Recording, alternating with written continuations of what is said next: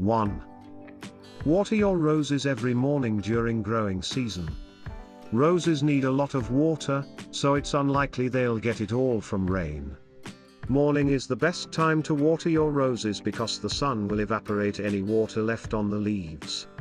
If the water sits on the leaves, it can lead to mold or fungus. To keep water off the leaves and roses, pour the water at the base of the plant.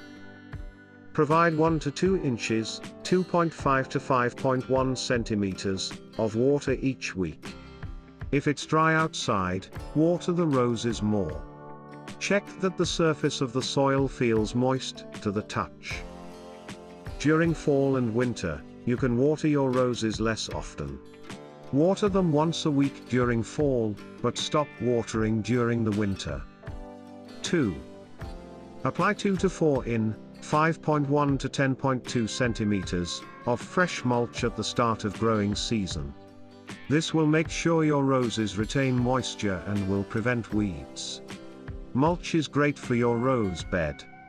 It will keep the plant moist between waterings, protect the plant from the cold, and minimize weed growth.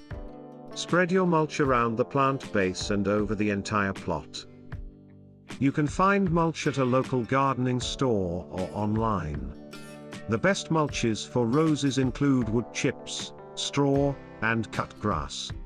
However, you can also use shredded hardwood bark or cocoa bean hulls if you want to add a decorative touch to your plot. Add more mulch throughout growing season as needed to maintain your plot. 3. Deadhead your blooms as soon as they start to fade. When the bloom starts to lose its color or become wilted, use scissors or pruning shears to remove it. Position your scissors on the stem just above the leaves. Make a 45-degree cut to remove the bloom. This will cause the rose bush to produce more blooms.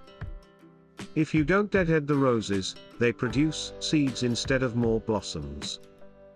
If you want to harvest rosehips or like how rosehips look on your plant in the winter, don't deadhead the faded blossoms on your plant. Stop deadheading 3 to 4 weeks before the first frost so you won't have fresh blossoms.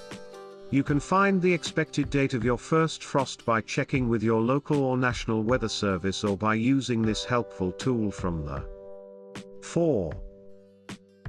Use scissors to cut off dead leaves to keep your plant healthy. Dead leaves make your roses vulnerable to disease, such as fungus. Additionally, they limit new growth on the plant. 6. You can also use a small pair of pruning shears. Check your plant regularly for dead leaves. 5. Weed the soil to maintain a healthy plot. Using mulch will cut down on weed growth, but you may still see some weeds. Simply pull the weeds to remove them from the plot. As an alternative, dig out their root system with a hand shovel or spade. Make sure you remove all of the root pieces.